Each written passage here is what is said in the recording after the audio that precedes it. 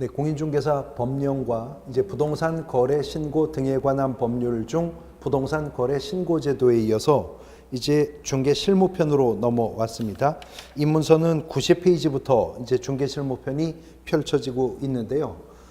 지금 저와 함께 공부하시는 과목의 제목이 공인중개사 법령 및 중개실무라고 하는 과목이죠. 그래서 크게 공인중개사 법령편과 그리고 중개 실무편으로 구분을 할 수가 있고요. 여기에는 이제 공인중개사 법령뿐만 아니라 부동산 거래 신고 등에 관한 법령까지 포함을 하는 것입니다. 통상적으로 본 과목에서 공인중개사 법령편에서 한 70% 정도, 중개실무편에서 한 30% 정도 출제 비중을 보이고 있습니다. 그러니까 본 과목 40문제 중에서 법령편에서 한 30문항 정도, 그리고 중개실무편에서 한 10문항 정도 문제가 출제될 것으로 예측하시면 되는데요. 이 실무라고 하는 말은 실제 업무 그 뜻이죠. 그래서 이 중개실무라고 하는 것은 개업공인중개사가 한 건의 중개를 완성해 나아가는 그 시간의 흐름에 따르는 일련의 과정을 일컬어서 중개실무라고 말을 합니다. 그래서 90페이지에 보시면 중개실무의 과정이라고 하는 것이 이렇게 화살표 형태로 쭉 배열되어 있는데, 중개실무의 과정은 먼저 개업공인중개사가 중개 의뢰를 접수받거나 중개 대상물을 수집하는 과정에서 특정한 의뢰인과 중개 계약을 체결하는 것으로부터 중개실무의 과정은 출발합니다. 개업공인중개사는 돈을 벌려고 중개업을 하는 것입니다. 영업을 목적으로 중개 활동을 한다는 점에서 개업공인중개사는 상법상의 상인의 지위가 인정이 되는 것이었었고요. 그래서 중개계약은 약정 없어도 언제나 유상을 원칙으로 하는 계약이죠. 그러므로 개업공인중개사가 중개 의뢰 접수받아 특정한 의뢰인과 중개계약을 체결하면 이미 중개보수 청구권은 발생하여 존재하게 됩니다. 그러나 이러한 중개보수 청구권은 이른바 정지조건부 권리인 거죠. 조건의 성취가 있어야만 행사할 수 있습니다. 그 조건의 성취인 중개 완성이라는 것은 개업공인중개사의 중개로 인해 당사자들 간의 거래계약이 체결되는 것, 그것이 바로 중개 완성이죠. 그것을 위해서 개업공인중개사가 중개활동을 할 때 일정한 업무 계획을 수립하고 중개 업무 계획을 수립하고 중개 활동으로 나아가야 불필요한 비용의 낭비나 시행착오의 반복을 예방함으로 인해서 작업의 효율성을 가져올 수가 있을 것이라는 거네요. 그래서 중개계약을 체결한 개업공인중개사는 중개 업무 계획을 수립하고 나서 이제 의뢰받은 중개 대상물에 대해서 조사, 확인을 하는 활동을 할 겁니다. 물건 분석 작업을 한다 그 말이죠. 중개 대상물에 대해서 조사 확인을 하고 나면 이제 개업공인중개사는 본격적인 중개 활동을 통해서 판매 활동입니다. 당사자를 찾아서 소개하고 당사자들 사이에서 거래 조건 교섭을 해 드디어 개업공인중개사의 중개로 거래 당사자 간에 부동산 거래 계약, 그것이 구체적으로 토지 매매 계약이든 주택 임대차 계약이든 상가 교환 계약이든 이렇게 부동산 거래 계약이 체결되면 이것으로서 중개는 어떻게 되는 거죠? 완성이 되는 것이죠. 여기까지 나아가는 이 일련의 과정을 중개실무의 과정이라고 합니다. 그런데 실제로 문제로 출제되는 중개실무편은요, 이러한 법정 중개실무의 과정뿐만이 아니라 그 중개 완성인 부동산 거래 계약과 관련을 가지고 있는 개별법적 중개실무의 문제들로서 주택 임대차 보호법, 또 상가 건물 임대차 보호법, 또 부동산 실권리자 명의 등기에 관한 법률, 부동산 실명법이라고 하죠. 민사특별법으로 1차에서 공부하시는 내용이지만 중개 실무편에서도 출제가 되는 부분들입니다. 그 다음 또 공시법에서 언급되는 부분이지만 중개 실무편에서 부동산 등기 특별조치법상의 등기 신청 의무, 또는 계약서 등의 거민제도 이런 내용들 또 출제가 되고 있고요.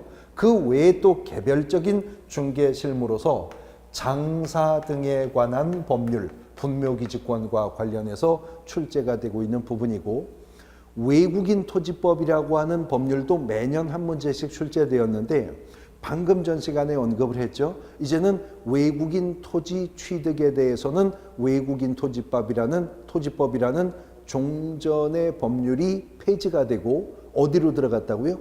부동산 거래 신고법안으로 국토법상의 토지거래 허가제도와 함께 들어가서 이제는 부동산 거래 신고 등에 관한 법률로 하나의 법률 속에서 이제 다루어질 부분들입니다. 어쨌든 이런 개별적인 중개실무편에서도 문제가 출제가 되고요.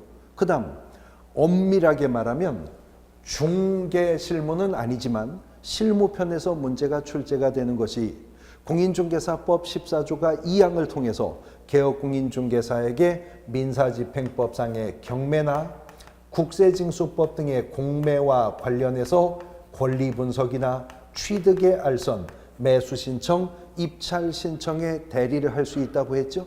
그래서 중개실무편에서 경공매 관련 업무, 그 중에서도 특히 민사집행법상의 법원 경매 절차 등과 관련해 한 문제 정도가 고정적으로 출제가 됩니다. 그 다음 공인중개사법 14조 3항에 따르면 개업공인중개사가 법원 경매 대리 행위를 하려면 대법원 규칙이 정하는 요건을 갖추어 법원에 등록을 하고 그 감독을 받아야 한다는 조건이 있었죠. 그래서 대법원 규칙상 공인중개사의 매수신청 대리인 등록의 절차, 등록한 개업공인중개사가 경매 대리 업무를 수행할 때 준수해야 될 의무와 책임 등에 대해서도 매년 한 문제 정도가 출제가 됩니다. 그래서 중개실무편에서 통상적으로 10문제 정도가 출제된다고 하는데 법정 중개실무 과정에서는 중개계약편, 중개대상물 조사 확인편, 중개완성 시 거래계약서 작성 실무편, 여기서 통상적으로 서너 문제 정도가 출제가 되고요. 그 다음에 개별적 중개실무로서 주임법, 상임법, 보특법, 실명법, 장사법 등에서 서너 문제 정도입니다. 그러면 여기서 서너 문제, 저기서 서너 문제니까 67, 8문제가 출제되죠. 나머지 두어 문제는 경매 절차와 대법원 규칙상의 등록 절차와 의무에 관한 내용들 출제가 된다고요. 이렇게 해서 중개실무편은 10문제 정도가 출제될 것이다 라고 생각하시면 됩니다. 자, 오른쪽 페이지에 보시면 그 중에서 법정 중개실무 과정의 첫 번째 관계인 중개계약편인데요. 기초과정이기 때문에 그냥 간단하게 내용 정리만 해보도록 하겠습니다. 자, 먼저 공인중개사법이 말하는 이 중개계약이라고 하는 계약은 이미 공인중개사법이 전속중개계약, 일반중개계약 22조, 23조 규정을 두었었기 때문에 그 부분에서 우리가 기초 개념으로 중개계약과 거래계약에 대해서 언급을 하고 살펴본 적이 있었는데, 중개계약이라고 하는 계약은 언제나 계약의 당사자가 일방은 개업공인중개사인 것이고요. 개업공인중개사와 중개계약을 체결한 계약 체결의 타방 당사자를 일컬어 본법은 의뢰인이라고 불렀었죠. 그래서 중개계약이란 어느 개업공인중개사와 어느 한 의뢰인 간에 체결되는 계약이 중개계약인 것인데, 그 계약의 내용은요, 개업공인중개사의 중개활동으로 인해 당사자인 의뢰인이 자기가 목적한 부동산 거래 계약을 체결하게 되면 이것으로 중개는 완성이 되어 의뢰인이 개업공인중개사에게 일정한 보수를 지급할 것을 내용으로 하는 계약, 이 계약을 일컬어서 중개계약이라고 한다는 거죠. 근데 중개계약도 계약이거든요. 그래서 민법 이론상 계약을 구별하는 여러 가지 구별 기준 속에서 부동산 중개계약은 어디에 속하게 되느냐, 어디에 해당하느냐, 이를 통해 중개계약의 법적 성질을 살펴볼 수 있다는 것입니다. 우리 기초서는 그냥 제목만 뚝뚝 끊어져서 들어왔는데 간단히 설명드리겠습니다. 91페이지 중개계약의 법률적 성격이요, 성질에 관한 문제인데, 첫 번째 낙성계약이고 불효식 계약이다. 계약을 구별하는 구별 기준 중에는 계약을 낙성계약과 요물계약으로 구별하는 기준이 있는데, 낙성계약이란 당사자 간의 합의만으로 계약의 효과가 발생하는 계약을 낙성계약이라고 하죠. 이에 비해서 민법상 현상광고 같은 계약은 광고의 방법으로 청약하는 요물계약입니다. 계약을 낙성계약, 요물계약 구분하는 기준 속에서 중개계약은 어디에 속한다? 낙성계약에 속한다는 거죠. 그 다음 계약을 불효식 계약, 요식 계약 구별하는 기준에서는 일정하게 요구되는 방식이 없기 때문에 중개계약은 불요식 계약에 속한다라고 하는 거죠. 그 다음 2번 유상계약이며 쌍무계약이다라고 하는 표현이 나오죠. 계약을 유상계약, 무상계약 구분할 때 개업공인중개사가 상법상 상인의 지위로서 돈을 벌려고 중개활동을 하는 것이기 때문에 중개계약은 유상계약에 속한다. 중개계약이 유상계약에 속하기 때문에 의뢰인과 개업공인중개사 간의 중개계약이 체결되면 보수 지불 시기나 금액에 관한 합의가 없이 중개계약이 체결되었다 하더라도, 심지어는 보수 지불 여부에 대한 합의조차 없이 중개계약이 체결되었다 하더라도 중개계약은 유상계약이므로 중개계약 체결되었으면 중개보수 청구권은 발생하여 존재한다는 겁니다. 그 다음 쌍무계약이라는 표현이 나오잖아요. 이것은 편무계약과 구별하는 구별 기준인데, 계약 당사자 간에 상호 대가적 채무관계가 발생하는 계약을 쌍무계약이라고 하죠. 민법에서 배우시는 매매계약, 교환계약, 임대차계약 다 쌍무계약입니다. 이에 비해서 증여 같은 계약은요, 계약임에도 계약 당사자 간의 상호 대가적 채무관계가 발생하지 않죠. 그런 계약을 편무계약이라고 합니다. 중개계약이 체결되면 개업공인중개사와 의뢰인 상호 간의 권리 의무 관계가 크로스해서 부담되게 되는 관계가 설정되기 때문에 부동산 중개계약은 쌍무계약, 편무계약 구별한다면 쌍무계약 쪽에 속하게 된다는 것입니다. 그 다음에 3번에 민사중개계약. 중개를 민사중개, 상사중개 구분할 적에 상사중개라고 하는 것은 상인 간의 기본적인 상행위를 중개하는 것을 상사중개라 하고, 민사중개란 상사중개가 아닌 중개가 다 민사중개죠. 상거래를 중개하는 중개가 아닌 중개는 민사중개입니다. 그래서 부동산 중개는 땅 팔고 집 사고 방 세 들고 이런 걸 소개하는 것인데, 이러한 행위들은 부동산 거래 행위는 혼인을 중매하는 중개나 직업을 소개하는 중개와 함께 상거래 중개하는 중개가 아닌 중개에 속하는 것이기 때문에 민사중개에 속한다라고 하는 것입니다. 그 다음 4번 비전형 무명계약이다. 이건 같은 말인데요. 비전형 계약을 무명계약이라고 하고 전형 계약을 유명계약이라고도 하는데, 그 구별 기준은 우리 민법 채권편에는 14가지의 계약이 규정되어 있습니다. 그러나 계약은 언제나 계약 자유의 원칙의 지배를 받기 때문에 민법이 14가지 계약을 규정했다고 해서 반드시 계약은 그 14가지 중 어느 하나의 방식으로만 체결해야 되는 것은 아니라는 거죠. 우리 민법 채권편에 규정된 그 14가지의 계약을 일컬어 전형계약 또는 다른 말로 유명계약이라 하고, 민법이 규정하지 않은 계약이다. 그래서 비전형계약 또는 무명계약이라고 하는데, 지금 현행 우리 민법 채권편 어디에도 중개계약은 언급이 없습니다. 그래서 중개계약은 보험계약, 운송계약, 강의계약, 교재 출판계약, 학원 수강계약 이런 계약들과 같이 민법에 없는 계약이므로 비전형계약에 속하게 된다. 그 다음에 5번에 보시면 혼합계약이라는 말이 있죠. 이 말은 중개계약은 일단 민법에 규정되지 않은 계약이므로 비전형 계약이지만 민법상의 계약들과 비교해 봤을 때 위임계약하고도 유사하고요. 어떤 측면에서는 고용계약적 성격을 가지고 있기도 하고요.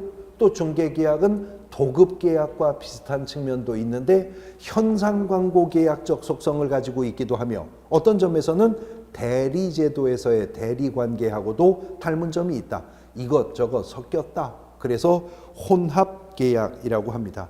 계속적 계약, 임의적 계약 구분하는 구별 기준 속에서는 임의계약이고 계속적 계약, 일시적 계약 구별하는 기준 속에서는 계속적 계약에 속한다는 것이죠. 자, 이러한 중개계약은 그 유형, 종류를 구별해 보게 될 때 지금 우리 기초서에 보니까 일반 중개계약, 전속 중개계약, 독점 중개계약, 공동 중개계약, 순가 중개계약 이렇게 단순 나열되고 있는데요. 그러나 중개계약의 유형을 구별하는 것이 한 가지 구별 기준을 가지고 이렇게 5등분한다는 말은 아닙니다. 그것은 각기 다른 구별 기준 속에서 중개계약의 유형이 구별된다는 것인데 먼저 의뢰인으로부터 개업공인중개사가 중개의뢰 접수를 받을 때 그 의뢰받은 물건의 중개 독점성 부여 정도요. 독점성 부여 정도에 따라서 중개계약의 유형을 구별해 본다면 그때 중개계약은 일반 중개계약, 전속 중개계약, 독점 중개계약 이렇게 중개계약의 유형이 구별될 수가 있다라고 하는 것이고요. 그 다음에 한 건의 중개 완성에 몇 명의 개업공인중개사가 개입되었느냐, 중개 완성에 개입한 개업공인중개사의 수에 따라서 중개계약의 유형을 구별할 때 그때 공동중개계약, 이것은 단독중개계약이라는 계약과 구별하는 기준 속에서 나오는 것입니다. 그리고 중개가 완성이 되면 개업공인중개사는 중개보수를 받게 될 것인데 중개보수를 확정하는 방법에 따라서 중개계약의 유형을 구별할 때 거기서 순가중개계약, 이 순가중개계약이라는 말은 정가 혹은 정률중개계약이라는 개념과 구별하는 구별 기준 속에서 나오는 개념이라는 거죠. 하나의 구별 기준이 아니라 서로 다른 각기 다른 구별 기준을 가지고 중개계약의 유형은 이렇게 구분을 해볼 수가 있다라고 하는 것입니다. 자, 이제 이어지는 중개실무편 2장을 보시면 중개대상물의 조사 확인입니다. 개업공인중개사가 중개의뢰에 접수받아 중개계약을 체결하면 이제 일정한 업무 계획을 수립한 후에 의뢰받은 중개대상물에 대해서 조사 확인을 하게 된다라고 하는 것인데 개업공인중개사가요 중개대상물을 조사 확인하는 여러 가지 이유가 있습니다.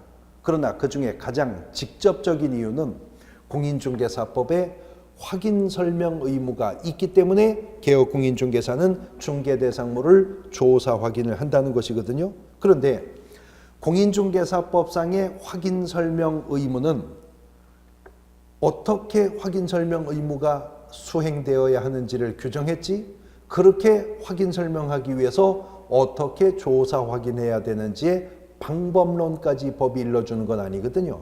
그래서 개업공인중개사가 성실 정확하게 확인 설명하기 위해서 어떻게 조사 확인을 하느냐, 중개대상물의 조사 확인의 방법론을 총론과 강론으로 이제 실무편에서 우리가 공부하게 되는 건데, 총설적인 중개대상물의 조사 확인의 방법론은요 크게 구분하면 세 가지의 방법으로 구분해 볼 수가 있습니다. 먼저 첫 번째는 개업공인중개사가 의뢰인을 통해서 조사 확인하는 방법이 있을 수가 있습니다.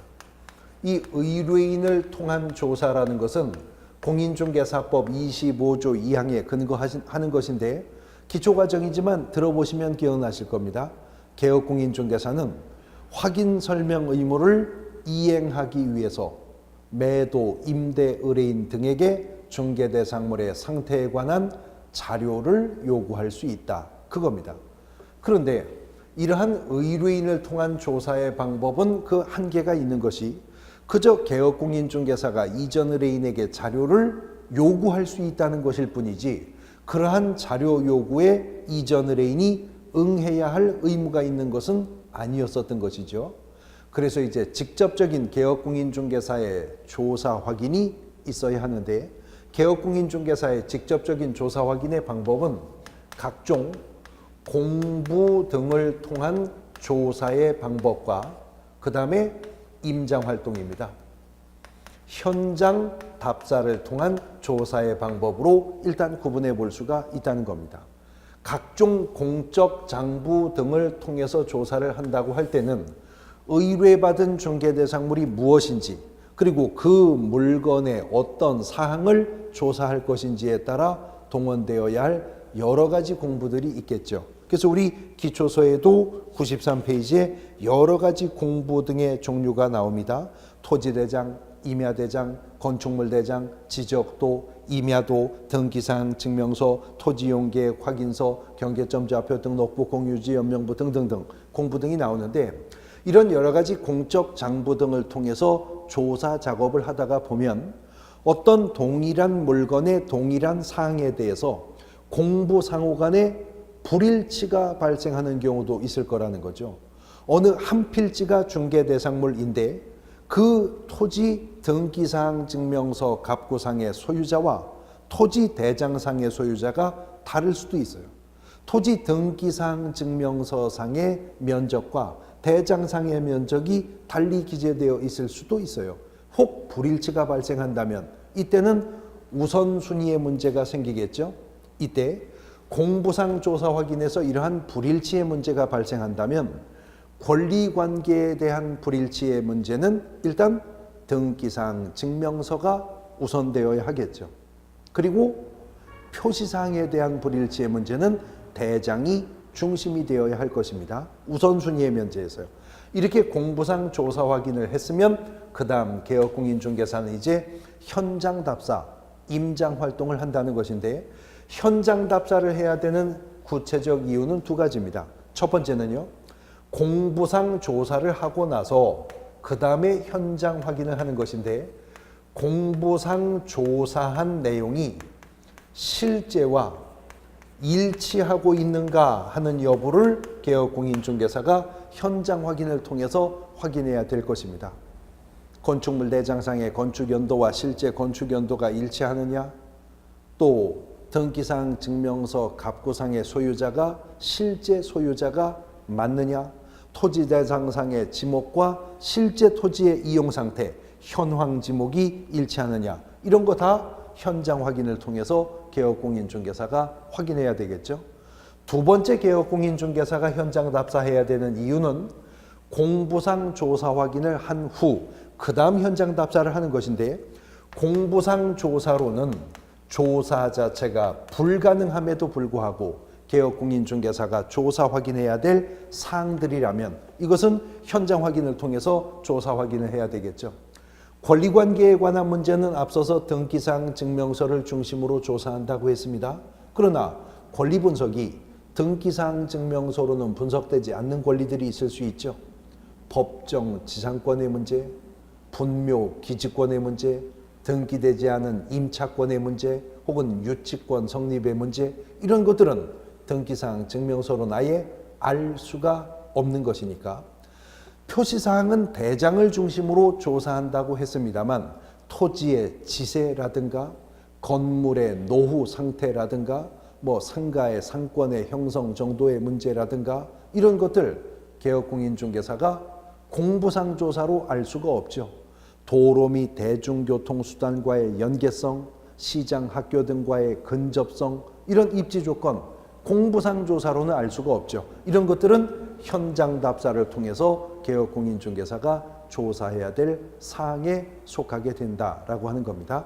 그래서 중개대상물을 조사 확인하는 총설적 방법은 정리하면, 먼저 의뢰인에게 자료 요구를 하여서 기본적 자료 확보를, 상태에 관한 자료 확보를 시도한 상태에서 이제 권리관계의 문제는 공부상 조사 확인에서는 등기사항 증명서를 중심으로, 그리고 표시사항에 대해서는 대장을 중심으로 조사를 한 후 그렇게 공부상 조사한 내용이 실제와 일치하고 있는가 하는 문제와 공부상 조사가 불가하였었지만 개업공인중개사가 의뢰인에게 설명해야 될 의무사항 등이라면 이것은 다 현장 답사를 통해서 조사 확인을 하는 겁니다. 자, 이렇게 개업공인중개사가 중개대상물을 조사 확인을 하는데 여러 가지 이유로 중개실무 과정에서 조사 확인을 하는 것이지만 가장 직접적인 이유는 확인 설명 의무가 있기 때문에 개업공인중개사가 조사 확인을 한다고 했었죠. 그러면 개업공인중개사가 무엇을 조사 확인해야 되느냐, 이 문제는 확인 설명하기 위해서 조사 확인하는 것이라면 확인 설명해야 할 것들을 조사 확인해야 될 것입니다. 근데 공인중개사법은요, 법 25조를 통해서 어떻게 확인 설명해야 되는지만 정한 것이 아니라 시행령 21조 1항을 통해서 확인 설명해야 될 구체적 사항을 기본적 사항부터 시작해서 중개대상물의 권리를 취득함에 따라 부담할 조세의 종류와 세율까지 9가지 정하고 있는 사항이 있습니다. 이제 그 구체적인 하나하나의 사항들을 어떻게 조사 확인할 것인가 하는 문제인데 94페이지 조사 확인 사항별 조사 확인의 기준 중에 첫 번째가 중개대상물의 기본적 사항이라고 하는 게 있죠. 그 세부 항목을 보면 소재지, 지목, 면적, 건축 구조, 건축 연도, 경계, 지형, 지세, 건물의 용도, 건물의 방향까지 있습니다. 간단하게 기초과정에 맞추어서 핵심 내용들만 정리해 보면 개업공인중개사가 조사 확인해야 될 사항 중 가장 첫 번째 사항이 당해 중개대상물의 기본적 사항입니다. 중개대상물의 기본적 사항인데요. 중개대상물이 토지였든 건축물이었든 간에 언제나 제일 먼저 확인되어야 할 공통된 기본적 사항으로서 그 중개대상물의 위치와 규모의 문제가 나올 수 있겠죠. 소재지와 면적입니다. 사실은 부동산의 가격을 결정하는 결정적 요소는 어디에 위치하고 덩어리가 얼마나 크냐, 이걸로 사실은 부동산 가격은 결정되는 것과 다름 아니죠. 그래서 소재지와 면적이 가장 먼저 확인해야 할 기본적 사항 중에서도 기본적 사항인 것이고요. 이제 여기에 추가하여서 토지가 중개대상물이었을 때 그 토지의 소재지, 면적 외에 토지의 지목, 토지의 지형, 토지의 경계, 토지의 지세, 이러한 항목들이 추가 확인되어야 할 것이고, 중개대상물이 건축물이었었다면 그 건축물의 소재지와 면적 외의 기본적 항목으로서 건물의 구조, 또 건물의 건축 연도, 그리고 건물의 용도, 그리고 건물의 건축 방향 정도가 기본적 사항으로서 확인되어야 할 한 10가지 항목에 속하는 것들입니다. 자, 먼저 물건이 토지였든 건물이었든 그 물건의 위치와 규모에 대해서 조사 확인을 해야 될 것인데요. 소재지에 대해서 조사 확인을 하기 위해서는 공간정보 구축 및 관리에 관한 법률이 말하는 지번 부여 지역, 예를 들어 서울특별시, 노원구, 상계동 이런 지번 부여 지역까지 확인한 상태에서 상세 위치 확인은 도면을 통해 확인해야 되겠죠. 지적도, 임야도를 통해 필지별 지번까지 조사해야 될 것이고, 건물이라면 건축물 대장을 통해서 해당 건물의 건물 번호까지 확인을 하되, 구분 소유가 인정되는 집합 건물의 경우라면 특정한 동과 호수까지도 건축물 대장을 통해서 소재지 파악을 해야 됩니다. 그 다음 면적은요, 대장을 중심으로 확인하면 되겠죠. 토지면 토지대장이나 임야대장, 건물이면 건축물 대장을 중심으로 확인을 할 것입니다. 공시법 시간에 이제 공부하시게 될 건데요. 지목이라고 하는 것은 토지 관리의 효율화를 위해서 공간정보 구축 및 관리에 관한 법률이 토지가 필지별로 쓰이는 용도 중 가장 주된 용도를 기준으로 법이 정한 28가지의 법률상의 명칭 중 어느 하나를 부여하되 일필일목의 원칙이라고 하죠. 필지마다 법정 지목은 하나씩 부여됩니다. 이러한 지목은 대장을 중심으로 토지대장, 임야대장, 대장을 중심으로 확인하되 현장 확인을 통해서 실제 지목, 현황 지목, 실제 이용 상태가 대장상의 지목과 일치하고 있는지여도 함께 확인해야 될 것입니다. 지형이라고 하는 것은 토지의 형상을 말합니다. 같은 면적의 토지를 하더라도 어떤 토지는 반듯한 정방형, 정사각형일 수도 있고 길쭉한 장방형일 수도 있고 사다리꼴 모양의 제형일 수도 있고 이런 토지의 형상은 도면을 통해서요. 지적도, 임야도의 지적 측량에 의해서 필지별로 획정된 선의 연결을 통해서 확인할 수가 있겠습니다. 그 다음 경계의 문제도 역시 지적도, 임야도상의 그 경계선을 통해 아니면 경계점 좌표 등록부상의 좌표의 연결 등을 통해 확인할 수 있겠죠. 문제는 지세인데요. 토지 대장, 임야 대장, 지적도, 임야도 어떤 지적 공부로도 경계, 지형, 지목, 면적, 소재지는 알 수 있어도 지목을 알 수는 없다는 거죠. 그러니까 지세에 관한 문제는 개업공인중개사가 현장 확인을 통해서 조사 확인을 해야 될 사항에 속할 것입니다. 그 다음 건물이 중개대상물일 경우에 그 건물의 소재지, 즉 위치, 면적, 즉 규모 외에 확인해야 될 추가 기본적 사항인데요. 여기서 말하는 구조는 건물의 주 구조를 말하는 거죠. 지붕과 벽체 구조에 관한 부분인데 건축물 대장을 통해서 확인할 수 있는 사항입니다. 역시 건축 연도도 건축물 대장을 통해서 착공일자, 사용 승인일자 다 알 수 있는 거죠. 그 다음 건물의 용도도요. 건축물 대장에 건축법 시행령상의 용도 분류에 따르는 그 건물의 용도가 기재되어 있어 일단 공부로 확인할 수 있어요. 그러나 막상 공부상 조사를 하고 나서 현장 답사를 해보면 건축물 대장상의 용도와는 또 전혀 다른 용도로 사용되고 있음이 확인될 수도 있다는 거죠. 그래서 용도의 문제도 반드시 건축물 대장을 통해 확인하되 현장 확인을 해야 됩니다. 건물의 경우에도 마찬가지죠.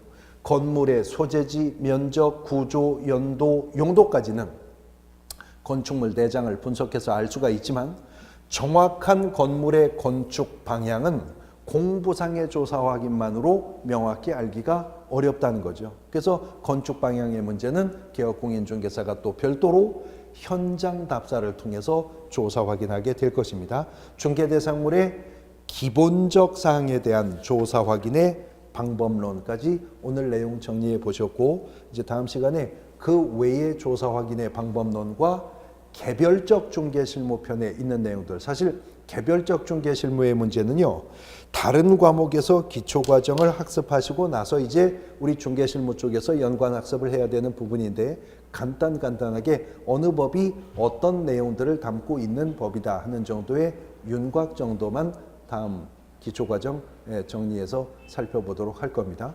오늘 수업은 여기까지 하겠습니다. 수고하셨습니다.